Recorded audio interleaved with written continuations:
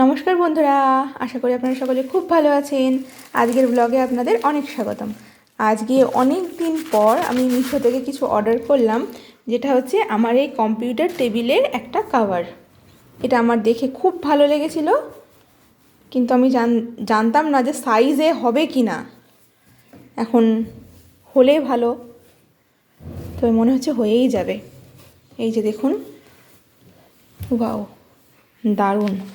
এটা আমার দেখে খুব ভালো লেগেছিল।